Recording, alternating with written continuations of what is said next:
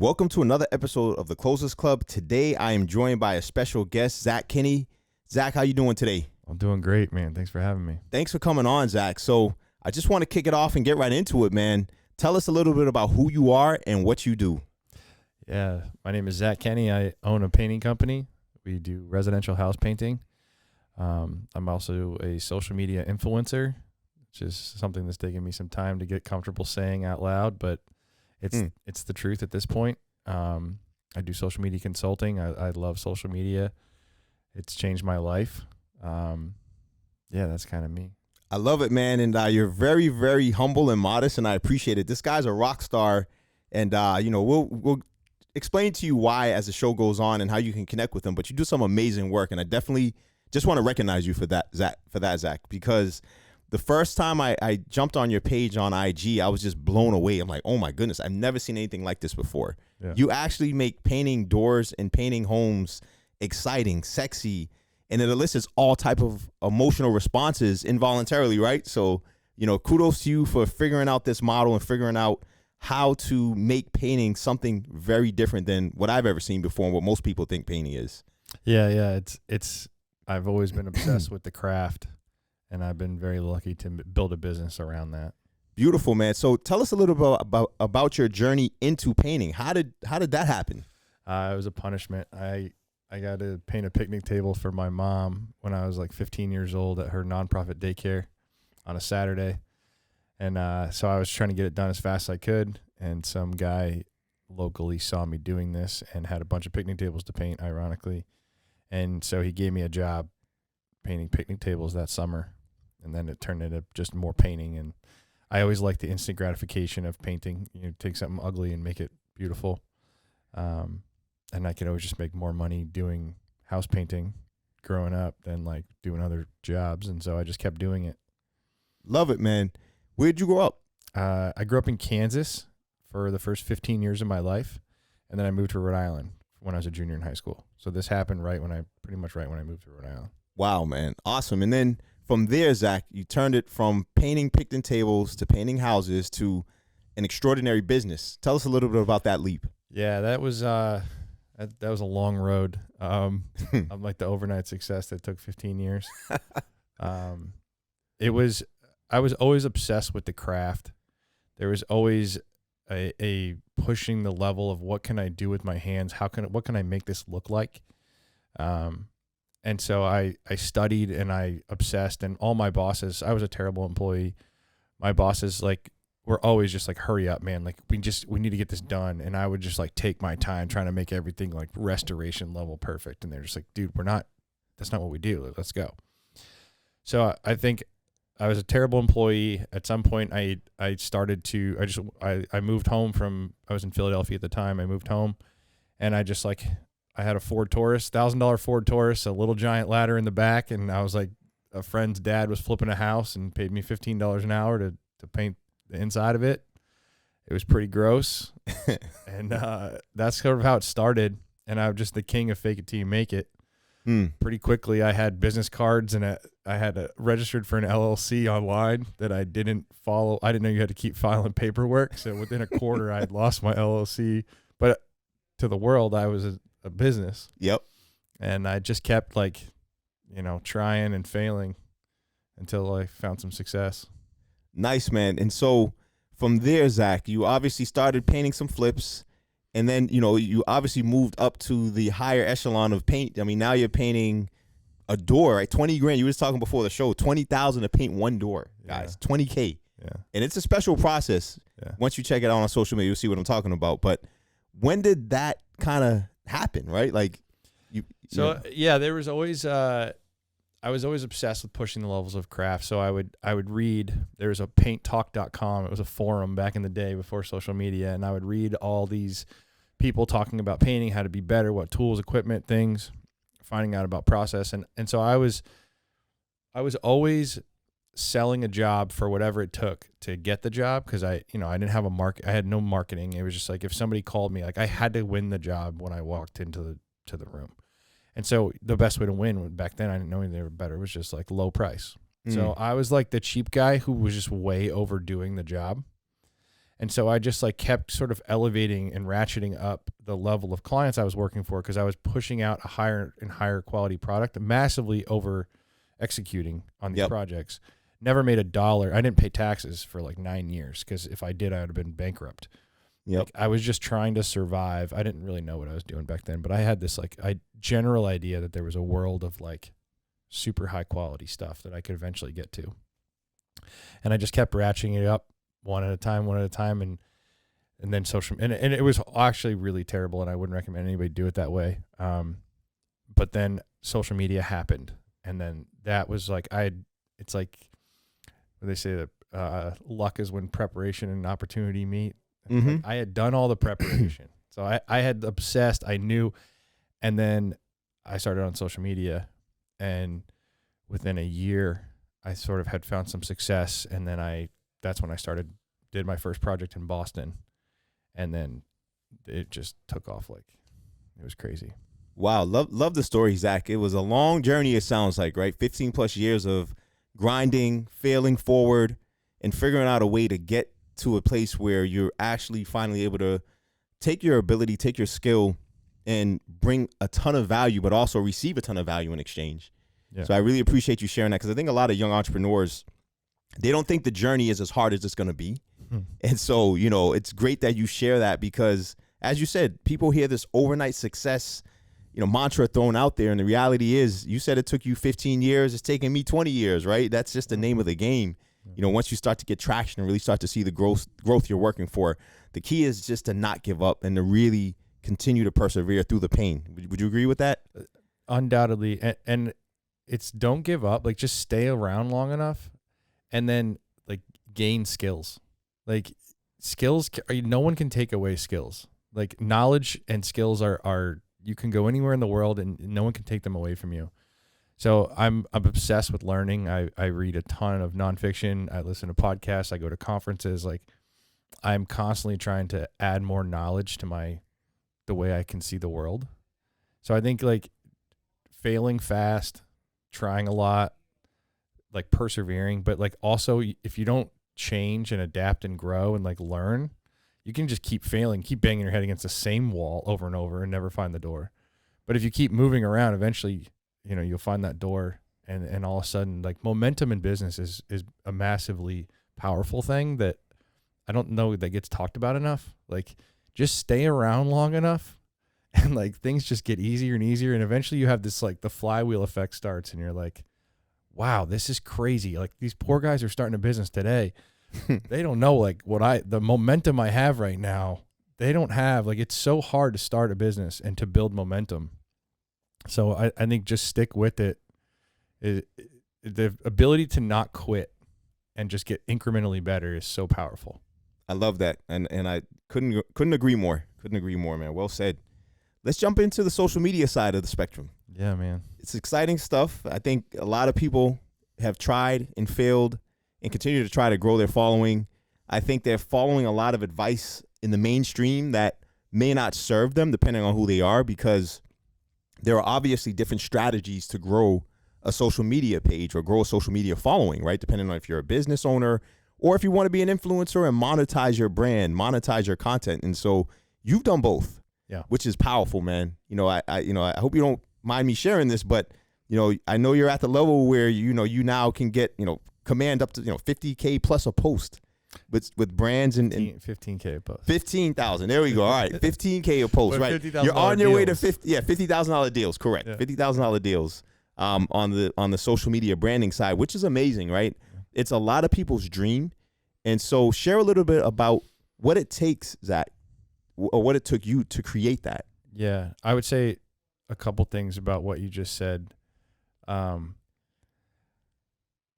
goal for most people should not be influencing and getting revenue from your social media. If you're a business, like, there's so much more revenue from building a marketing machine for your business on social media than like, and that's predictable. It's guaranteed. It's easy. Every business can go onto social media and drive revenue to their business. That is a very different metric though than tracking followers, likes, views, all these metrics that don't pay your bills unless you're an influencer. And influencers are a small percentage of the people who are on social media. So it's like you could get into the NBA maybe, but like you definitely can start a business and make it profitable. Mm-hmm. And so unless you have like a particular set of skills and like you get kind of lucky, like influencing is not something I would recommend most people set their sights on until you have a business. Like for me, I did it the opposite. Like I started in two ways. So I started on social media. My partner at the time was on social media.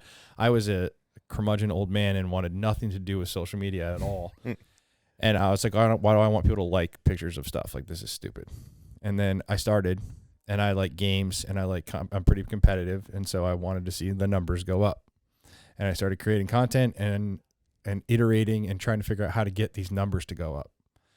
And at some point, I don't know, I get to 10,000 followers or 20,000 followers, and someone was like, "Why are you doing this?"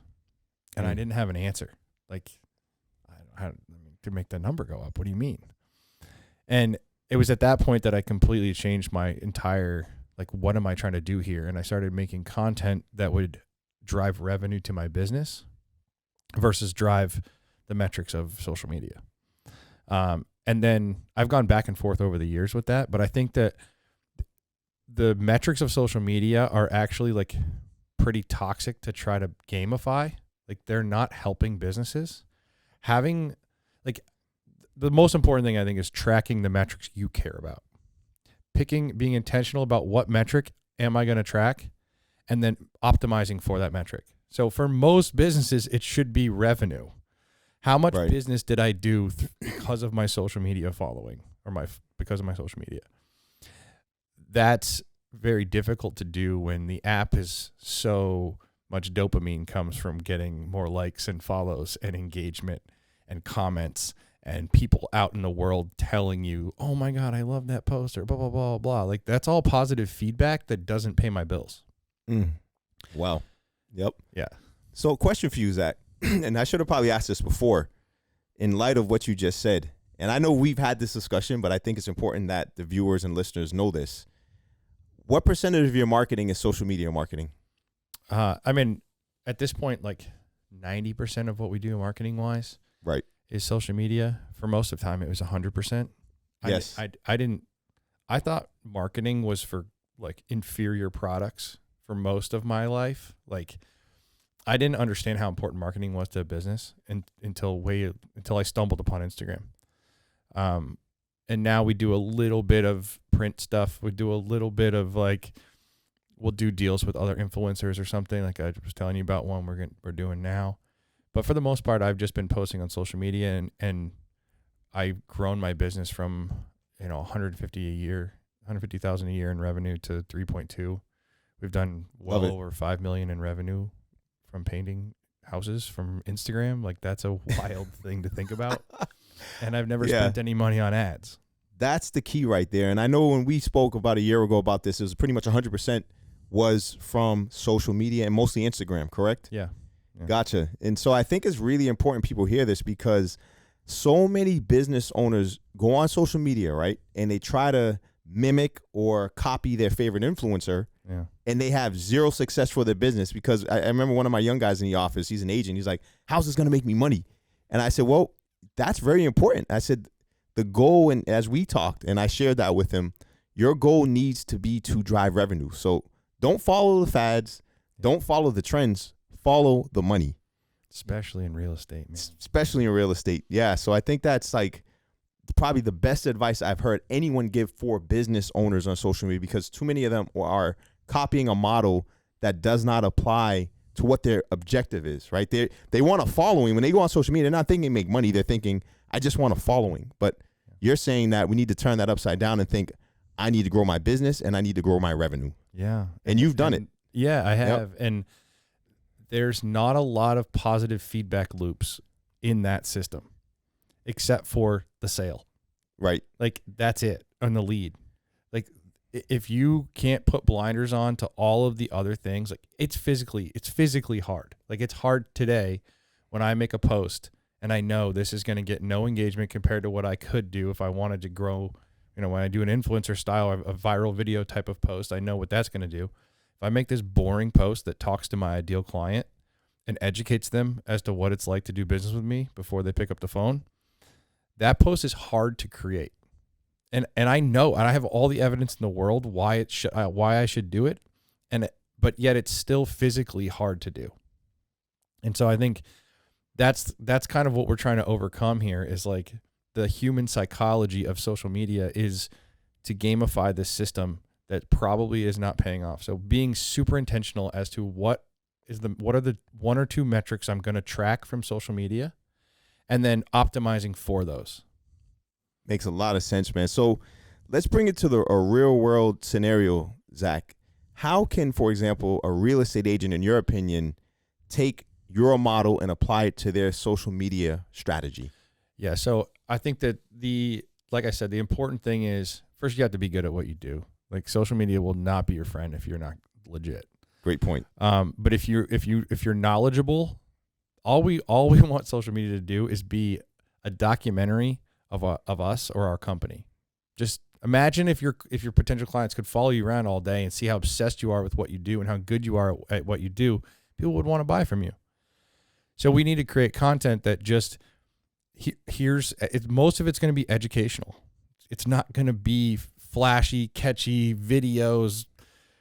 I love you realtor guys, but these movies you guys all make about stuff that, like, it's feeding egos, I guess, but it can't be feeding revenue. Like, people don't go on social media to watch a slow cut in of a drone shot over a house, cut to another cool guy wearing a nice new outfit he just got, going into an elevator. Like, no, tell me about the unit. Yeah. Like, what are the details of this unit? Right. That's going to someone who wants to buy a house. They want to see what's up with this house. Like, they don't care about all this flashy stuff, but that's hard because we see a bunch of people doing this and everybody's like, oh, I got to hire a videographer. I got to do all these things. Create a piece of content that says, here's a listing. Here's what's important about it. Here's what we see. Like, give me your knowledge. Think about the sales process when you're with the client and how you talk to your clients, right? That's how we need to talk on social media. We're not talking to other real estate agents. We're not talking to we're talking to a layperson who doesn't know anything about real estate, and we're trying to demonstrate expertise and let them know what it's like to do business with us before they do. So case studies, every single person, the first thing you can do is just do case studies. Miss Jones called me. She wanted to buy a house in this neighborhood. This was her budget. This is what she said, these 5 things. I asked her more questions. I found out really what she wanted was these things. We use this knowledge to get her this home, and here's the review from her, or, here's the house that we bought, right?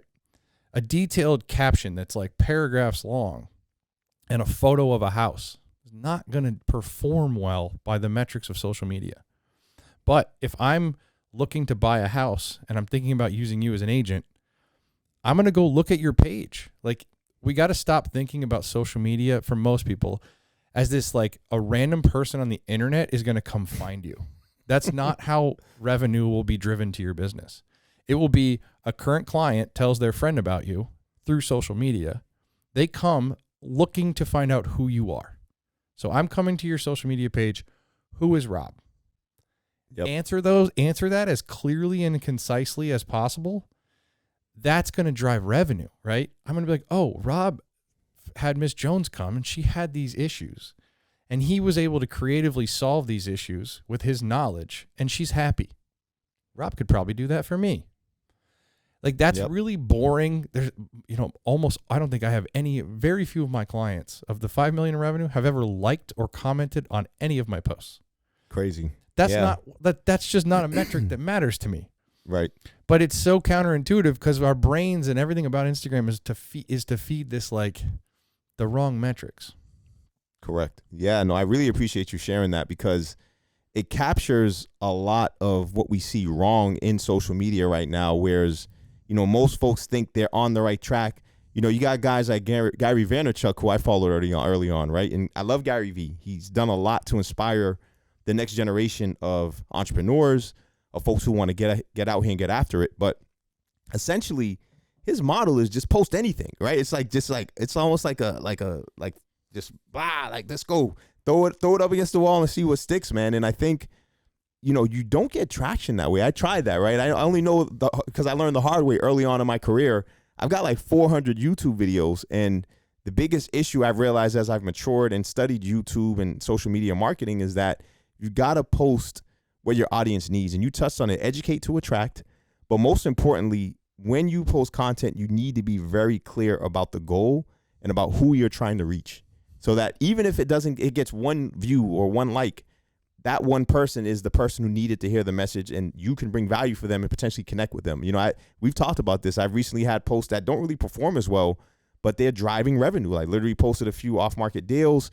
That turned into borrowers coming to talk to me, people looking to work with us, on my brokerage to help them, buy these properties. And that turned into a quick 20 grand in 2 days, man, just following this type of a model. And I'm still learning, and we're going to talk more about this. But no, I think it's very counterintuitive, ZK. And I think to sum it up, what would you say, I guess, is the biggest mistake most people make across all industries in business on social media? I mean, I've said it too many times, but maybe it's too abstract of a thing to say, but not tracking the right metrics. But like, there's probably way too much inside baseball going on. There's too much content being created for other people in your field and not for your potential buyer. Again, like, think about when you're in the sales process, the things you say. Like, I always when I do consulting with people to help with the strategy, and the first thing we do is like, why do people buy from you? And like, what do you do special? So we have to figure out, all of us in business, generally social media or not, like, what do we do special? Like, why do people buy from us? What is my competitive advantage here? So when you understand, like, what are the couple things you do better than everybody else? Why does everybody buy from you? Then, like, answer the questions in the sales process. Like, what are the questions you get all the time? Just answer those through social media. And then track, like, put the blinders on and track the metrics you care about. Pick whatever metrics you want. Maybe you do just want to have everybody, when you go out in public, tell you how much they thought that video that you made last week was awesome. Because like that's fine. But own that. But also know that there is a strategy that could drive revenue that's probably counter to the strategy that would get you a bunch of, oh my gosh, that's a cool video comments. Nice. And just to be clear, we didn't talk about this, but you've amassed 114,000, you said, right? Or over 114K followers on Instagram. Yeah. How long did it take you from the time you started, Zach, to get to today? How long? I've been on Instagram for like 6 years. 6 years to get to 114. Like I said, I've gone back and forth about. I grew my TikTok to 550,000 in 6 months. Wow. And then I stopped posting. I haven't posted for like 2 years because there was no revenue there for me at the time. And so even with my Instagram, like, I don't track the followers. The followers don't.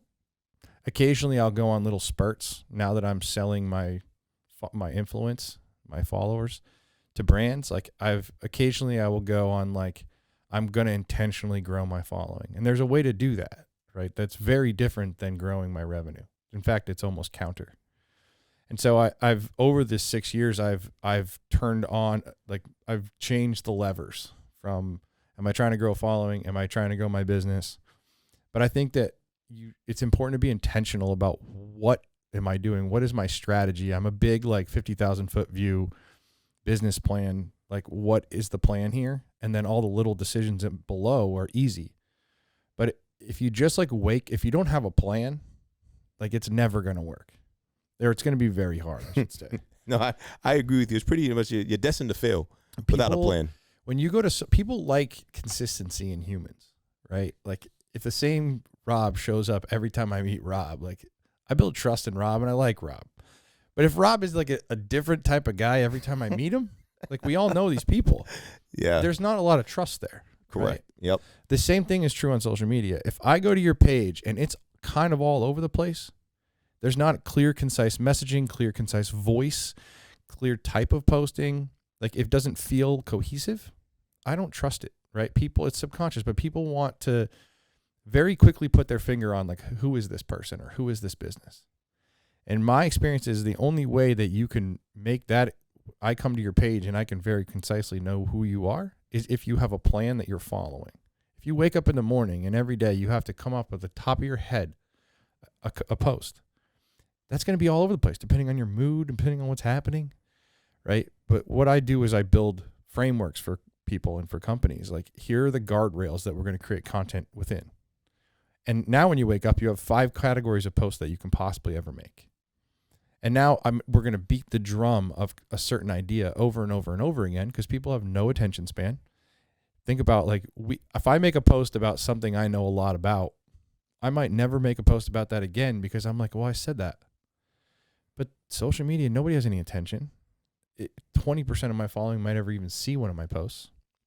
So I think it's important that people have a plan, and they stick to it, and then they are repetitive within that plan.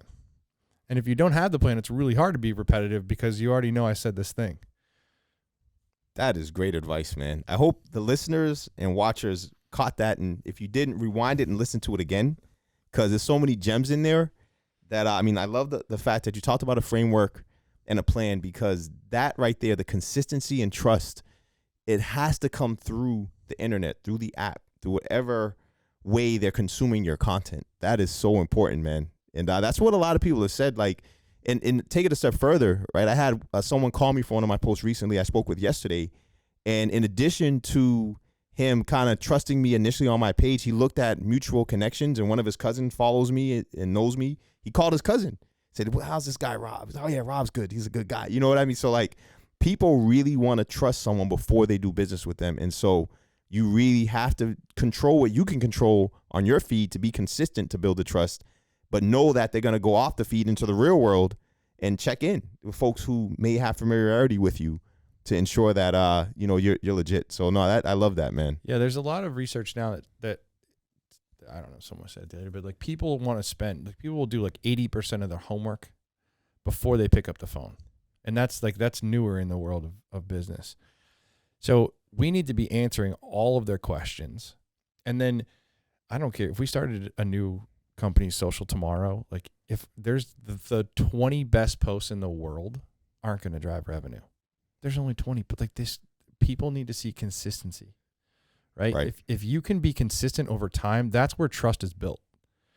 And so that's where I try to keep the bar low for people. Like, let's not, like, most people, I don't recommend doing video content. Like, let's just stay away from video content until you have amazing photos with great captions that say something.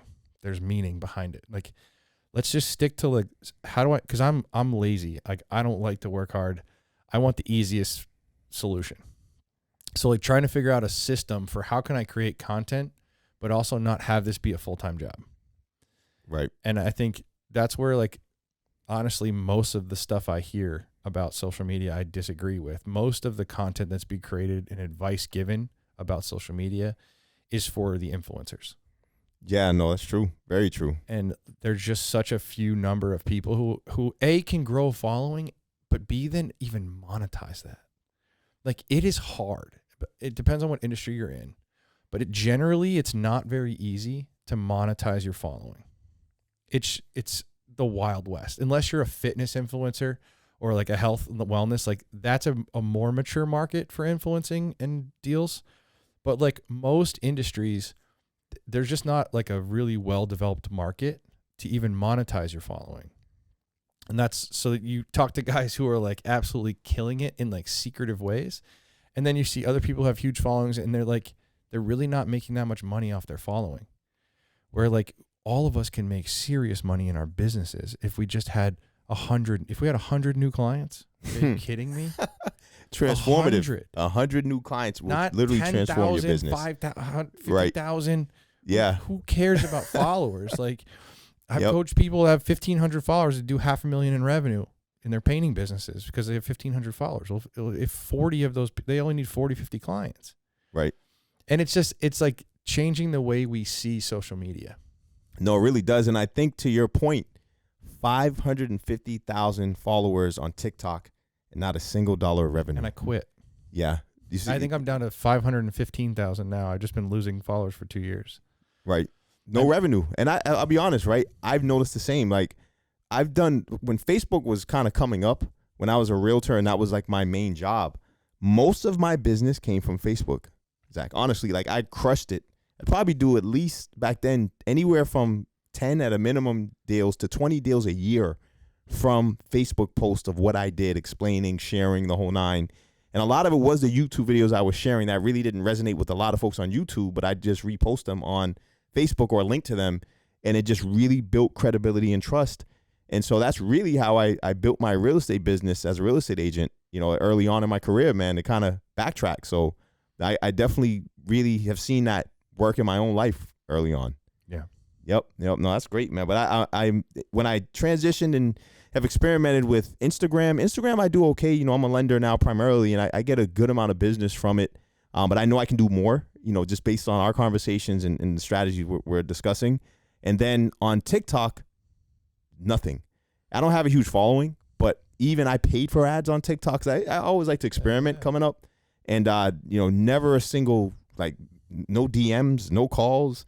It's a different platform. It's a different demographic. It's a younger demographic. And so I don't think TikTok's built for commerce necessarily for my industry and maybe your industry, and maybe other people crush it on there, right? Yeah, and that's the thing too, is I was making a different type of content for that. It was COVID, I was bored, and I was making content to try to gamify it. And TikTok back in the day, and still to this day, TikTok is the easiest platform to grow a following on, the fastest, if you're tracking numbers, right? Yeah. Everybody can go on TikTok, create content, and watch their numbers go up at a rate that you just can't do on Instagram. And so there's a lot of positive feedback loops there for people. And so people are like, oh, it's hilarious where you go to someone's Instagram and in their bio, they'll tell you how many followers they have on TikTok. Yeah. What? Right. What is that doing? Yeah. Yeah. I just think there's just not a lot of talk about why are we doing what we're doing. There's just a lot of just doing to optimize for these metrics that these apps want us to optimize for. It's the dopamine hits. Yeah. You call the gamifying of it. It's what makes us all really want to start to go down that rabbit hole of tracking followers, tracking likes, tracking views, tracking shares. And, while that feels good, like you said, what is it actually doing? And is it turning into dollars in your pocket? It's cool. Occasionally I will go out in life and someone will be like, oh, this guy's got a lot of following. It's like, dude, who cares? It's who has money in their bank accounts? Right. That's what matters. That's what we're in business for. That's why I go to work. And I think there's just, especially being an influencer, being so involved with social media, dude, social media is not real. Everyone needs to, we kind of know it, but it's just not real. And it's not a true representation of life. And you never know what's going on behind the scenes. And I have a friend who has 9,000 followers and he did 400K in partnership deals last year. Wow. Nobody has any idea this guy's doing what he's doing. Yep. But he has a loyal 9,000 followers. These aren't 9,000 people from all over the world. And these are incredibly targeted demographic of people. And he's been able to leverage that incredibly creatively into this thing. And he's been doing it as a side hustle when he grows his real business. Wow. I love that. And so you can never look at someone's follower number and have any idea how much money they're making. And, I think that's been a very interesting lesson for me to learn as I've seen who's successful and who's not successful, and how much I would just encourage people to track the right metrics. Yeah, no, something else I want to revisit that I think is super important for folks to understand. Reposting the same post or recreating similar posts. And as you said, beat the drum. Just beat the drum, man. Yeah, and something is funny. I've been looking at my metrics just to get a feel for how these algorithms work. And I found that on Instagram specifically, my actual followers, probably only anywhere from 2 to 5% of my followers see my content. Yeah. The rest, so I'd say if we had, if I had 1,000 views, I'd probably have from my following, 130 that saw it out of 13,000 or 14,000. And then the rest, the other 670 are all people who just found me on Reels. It's pretty crazy, to think about it from that perspective. So about 2/3 at least are all new people, and my followers barely see my stuff essentially. So this is why the repeat posts are powerful. People on social media are in their most basic animal place, right? They're just scrolling feed me. Right. You're not you're getting this It's not someone who's incredibly focused and like, oh, what's Rob up to? Let me really study Rob. Like people are just like, thing, fuck, right? they're scrolling and they're like, hit me. Yep. And yeah, it's like, again, all these metrics, but like what I really encourage people to do is think about driving through the face-to-face world. You want to build a social media feed that's a true documentary of your company, that if your potential client were to go there, they would want to buy from you at a much higher rate. They would want you, right? And then once you've done that, then you're just like out in the world. You want to build systems in your business to get people to follow you.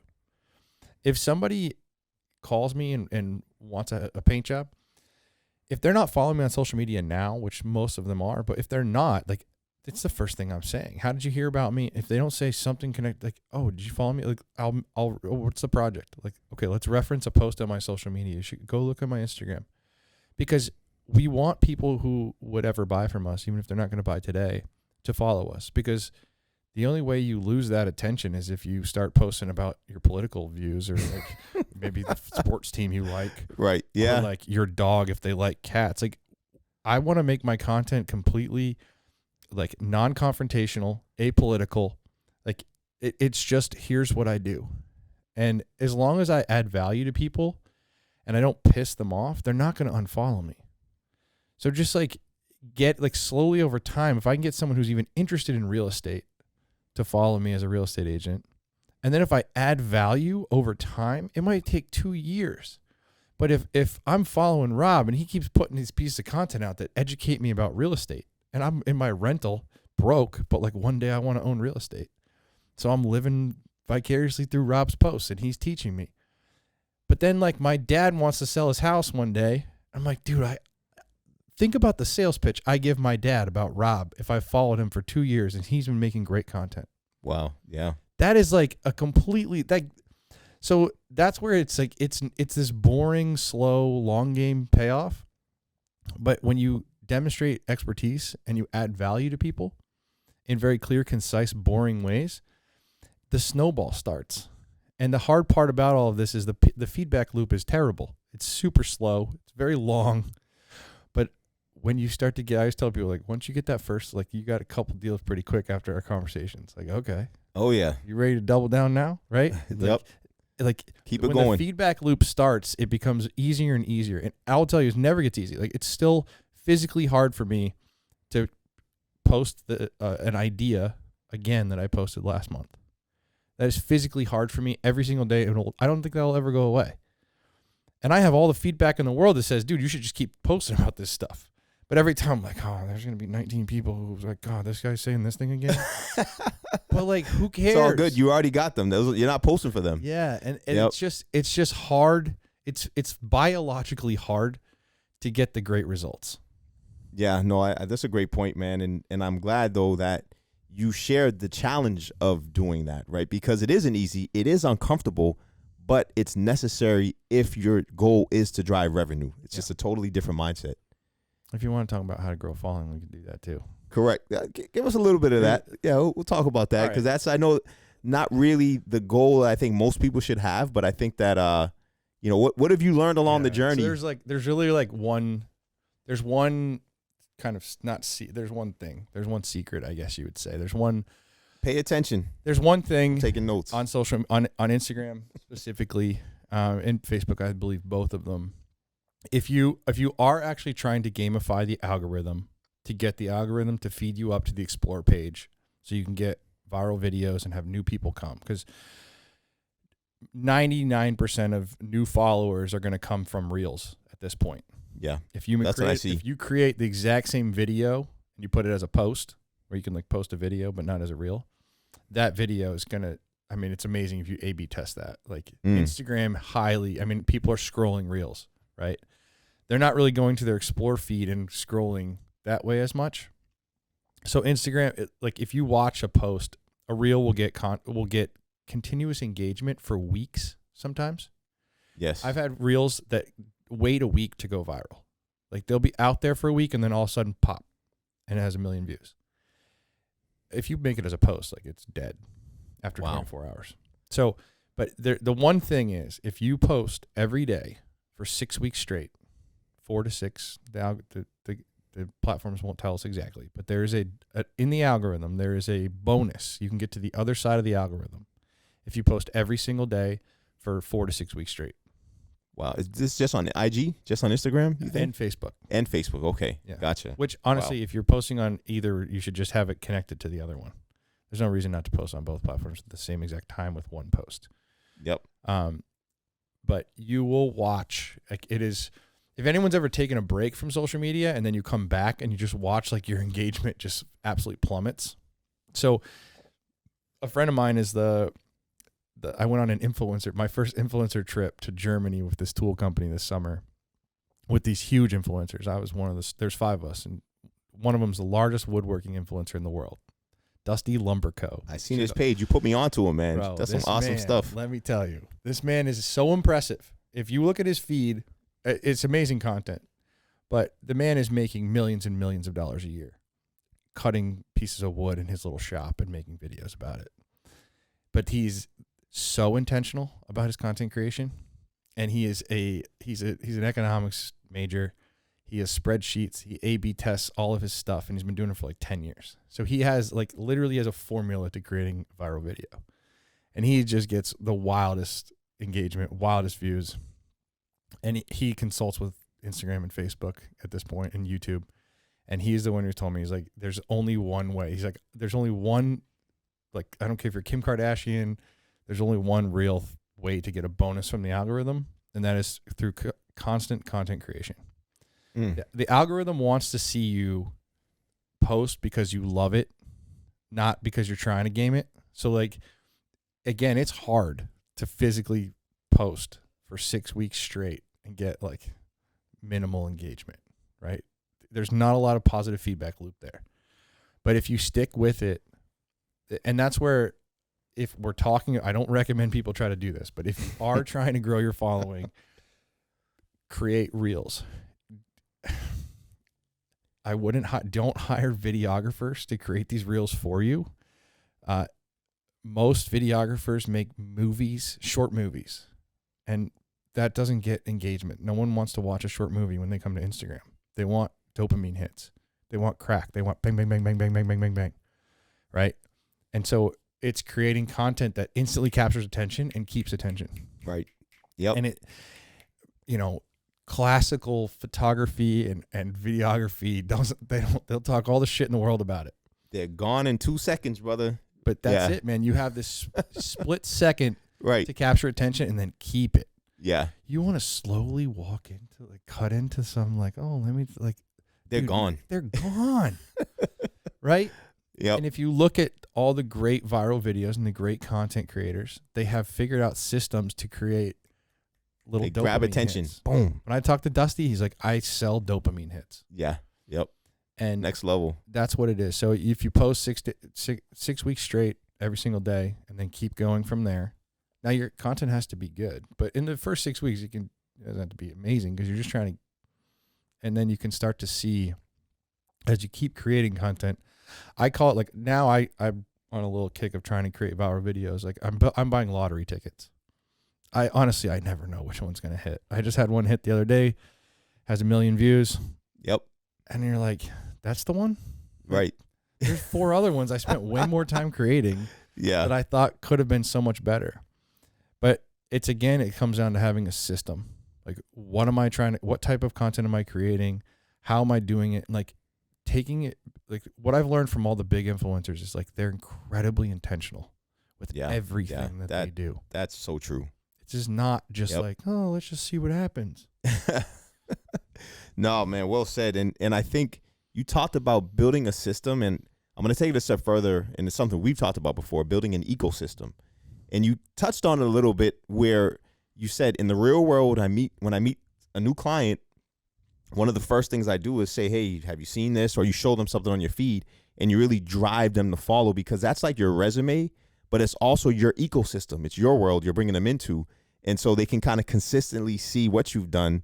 It further shows the work. It further builds the trust, and it keeps them sticky, right? Keeps them with you, man. It makes you more sticky. So especially there's talk about that a bit in real estate that they always talk about. Like, what is it? 90% of people don't use the same real estate agent twice. Even though Exactly. they like the real estate agent that they hired. Yep. Yep. Because 5, 6, 7 years later, they forgot who the real estate agent was.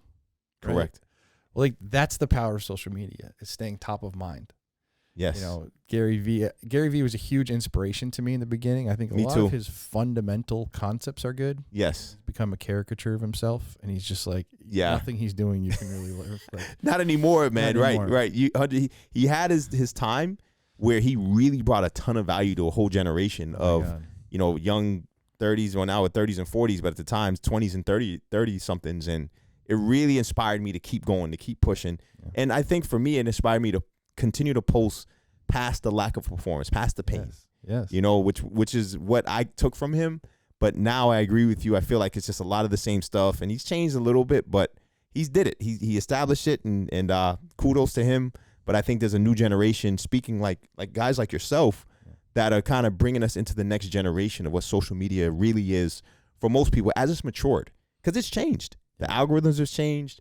You know, the way that people consume content has changed. The formats have changed, and so now it's about, you know, I'm not trying to be the most famous person on social media. I'm trying to make as much money from it as possible, you know? Yeah. I think what I encourage people to do is incredibly boring. It's not very satisfying in the short term. It's like eating healthy and going to the gym. Like, Yeah. it takes 2 years for it to pay off. Like, Yep. it's not sexy. Right. And I think people want the easy button. They want and social media that's what's so interesting is we're talking about the success on social media is the opposite of like literally what social media is designed for. Just dopamine, easy, fun, all this like positive feedback. Like, but if you take it and just take like the good parts of it and you implement it into your business as just one more thing that your business does, and I would argue it should be a key marketing for any business at this Absolutely. point. The network effect, like. Yep. I can go to a BNI and talk to 20 people over and over and over again. Or I could spend that hour creating 3 pieces of content that will live on the internet forever and talk to thousands of people. Like the network effect is so powerful. If we harness social media for the good parts, Yep. It's an undeniable ROI is unbelievable if you do it right.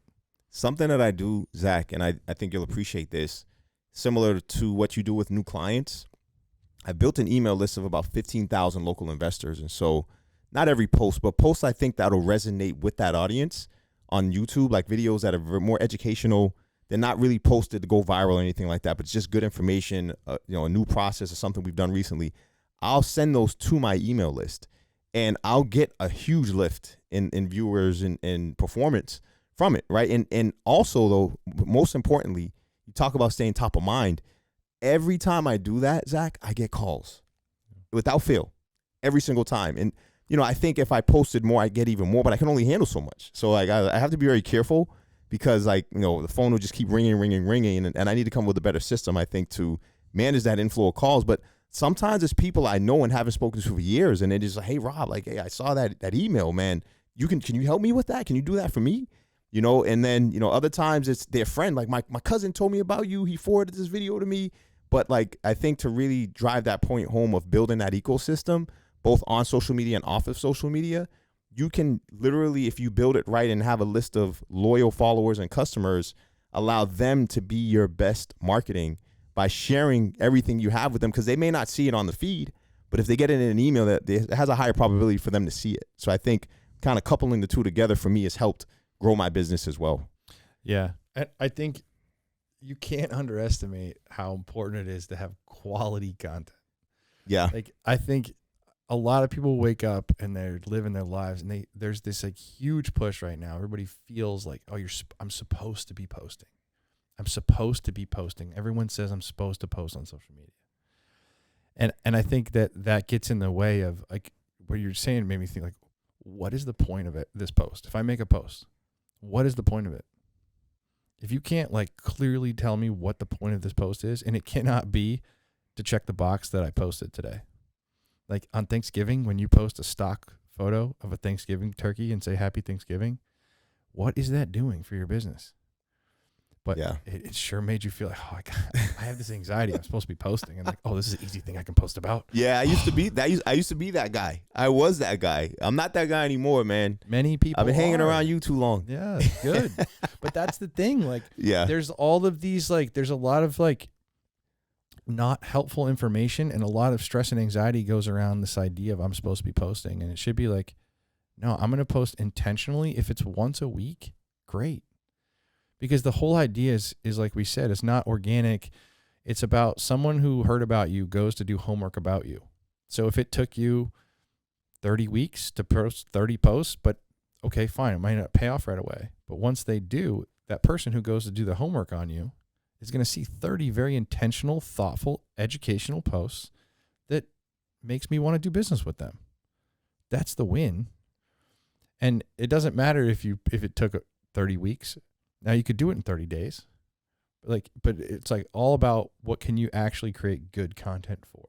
So when you write your email list, like you're not just sending out emails every day because you're supposed to send emails. Correct. Exactly. You send those email lists out because like you have something to say. Something that brings value, man. So got it. That's what our social media post should be. Like, this is something, I got something to say. Yep. Now I'm going to create a post. Love that. Love it. No, you shared so much, Zach. I really appreciate it. I think that, as we kind of recap and sum everything up, and when you reflect on your career as an entrepreneur, as an influencer, I got to give you that title as well, man, because you do so it well. But what would you say was the most valuable lesson you learned? And I'm asking the question in order to really help my audience kind of figure out, where they should be focused and how they should view this. And it could be social media related or business related, but what lesson have you learned along the way that you would share with your younger self today? Yeah, I would say, really it's being open to hearing what the world, like when we're in business, like idealism is cool for like a minute when you're building a business plan, but then you have to go into the world and like listen. And I think I didn't stop to listen to the market like fast enough. I think unless you're going to build like the unicorn companies that are truly like changing the world and like literally everyone said it wouldn't work and they do it. Like, that's not what we're doing here, right? Not like, no. We need to build businesses that serve people. And so we have to listen to people and build businesses for them. Love that. And I think I was pretty slow to adapt and change and listen to the market. And I was pretty idealistic about business. You and so many others, including myself. So that's wisdom right there. I appreciate you sharing that. As we wrap up here, anything else, Zach, you mind sharing about yourself? I always ask my guests if there's any kind of talents or stories or, inspirational pieces of their lives they feel like sharing with our audience to, really allow them to get to know you a little bit better. There's a couple of things. I think I don't talk about it a lot, but I think it's something that I'm proud of, and I wouldn't be here if it wasn't for. I'm an addict in recovery, so I got clean 10 years ago, and if it wasn't for the 12-step programs and like getting out of my own way, I never would have had the traction to get here. Powerful, man. I walked into that program. They told me they would give me a life beyond my wildest dreams. Mm-hmm. I had no idea what that meant. Like 10 years ago, let me tell you, my life did not look like it does today. I grew up in Kansas. I didn't know anyone that had a passport. Like, it was not something like now, my wife is from Indonesia. We travel there. We have land there now. Like, my life has just become this, like, you can do anything you want if I can get out of my own way. And I think oftentimes it's easy to blame the world for like our situations. And even if it's the world's fault, it's not helpful to blame the world for our issues. Accountability, man. Yeah. Extreme ownership. Yeah. Yeah. Good stuff. I really appreciate you sharing it. And I know so many people in my life personally who've been through the 12-step program and literally has transformed their lives. And it's great to see that this is living proof. That's your testimony. And it's very empowering, ZK, because you've come a long way, man, and you're inspiring me and so many others out here. And definitely just want to recognize you for that and for all the great work you do. And you're a giver, man. We've talked about it. And, in that vein of giving, how can people connect with you? I know you have workshops you do for painters. You've got social media consulting. And then obviously you do amazing work for your clients and customers as well. So tell us a little bit about how my audience can connect with you in those various areas where you provide value. Yeah, I would say DM on Instagram is like the best way to get a hold of me, like by far. ZK Painting on Instagram. ZK Painting. And I made sure I didn't ask at the beginning because I wanted people to listen to the end, because they jump right in, how our minds work, and look at the profile. So Yeah. ZK Painting on IG, that's the best place for folks to connect with you? Yeah. All right, sure. beautiful. DM and drop a DM in there. And ZK is your man. Well, ZK, again, man, thank you for coming on the show today. This was amazing. I learned a ton. I hope the audience out there learned a ton as well. And I'm just super excited to see your journey and as you continue to progress. And hopefully, you connect with some folks from our audience and, are able to bring them just as much value as you're bringing all the folks in your ecosystem, man. Yeah. No, it's really an honor, man. Thanks again. Thanks for having me. Good stuff. That's a wrap.